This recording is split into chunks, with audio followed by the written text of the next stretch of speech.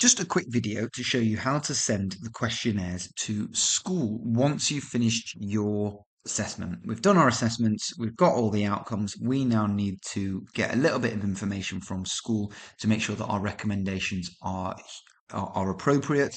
We're not recommending something that the school have already put into place, and that we are collaborative with school.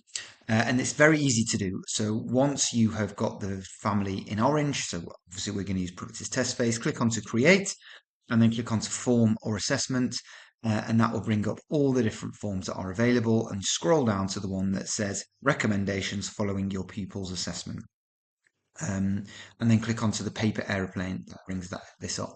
The box that appears is the box of all the different people involved in your assessment. There'll be the child, there'll be the next of kin, and these are the third parties. I've called one of them school test phase. So this is the third party for school. That's the one that you want to click. It'll have the teacher's email address on. Click onto there and then click on the templates and scroll down, and under templates, you'll see where it says school collaboration. And it's got ADHD, autism, ADHD, cognitive. Plus means we found a diagnosis. Negative means we didn't. Click onto the one that's appropriate. Let's say autism and ADHD. And it all automates and fills in everything here. It gives the teachers the instructions, what they need to do. I'll show you this in more detail in a second. Do you want this message to expire? Click that as never, and there's an access code required to you. If you do an email, it just is going to send a two-factor authentication to the teacher's email. You know where they get a 6-digit code. For this, you can click onto none. It's just easier without one. All it does is it creates a very, very long random link website address, which is practically impossible to access, but it just means anyone with that specific link is able to access the questionnaire. So it's in theory less secure, but the website is so random, it's so unlikely anyone will be on there anyway. But it's up to you what you decide to do, and then click on to send. That then goes off to the teacher. They're going to be asked to get some information, and when the teacher follows it on their email, this is what they get. Comes up, it just says here, your pupil's name has completed their assessment.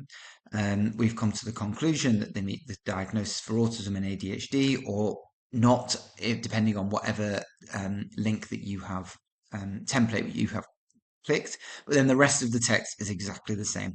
Basically says our assessments are for a diagnosis. We are going to give a diagnosis, and or not give a diagnosis, and detail our evidence. That's the purpose of our assessment, not to make recommendations. That happens to be something that we can do because we've got the evidence, but our main purpose is a diagnosis. But if we do make recommendations, we want them to be collaborative. And therefore, we've got a short questionnaire. And it says, please try and respond as much as possible. You know, we know it's difficult, but actually it's really helpful. A bit more information.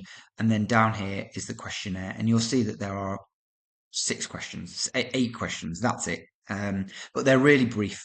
So things like, what provisions or adaptations are currently in place? You know, that might be extra time, separate rooms, ear defenders, leaving the classroom separately or early. Are your pupils' needs being met? Yes, maybe, no. Move to the next questions. What amendments are needed, if any? Has anything previously been put into place? And so that means if they then recommend one-to-one, or they recommend something else and it hasn't worked, it stops us then from recommending it again. Really important. Does this child have an ADPR cycle? It's an assess, plan, do, review thing or similar. It's like documents within school that say what is school doing, what they need to do. They'll email it to us. That goes to Abby, and that you can get a copy of, but they can also copy and paste information here. What are the arrangements for an EHCP? They don't need one, or we're in the process of drafting one. Is there anything more we need to know about your EHCP? Anything else? And then press save. Once it's done, it comes back to your profile. And if you go back onto Write-Up, you will see you can access it by going into the child's file, click onto forms or assessments, and then the most recent one will appear here. Recommendations following your pupil's assessment. Once it has been completed, this will turn blue, which means you can then click onto it. If it's not been completed, it won't be blue and you can't see it. But once it's blue, it's there, and you can then access it to copy and paste stuff into your final report.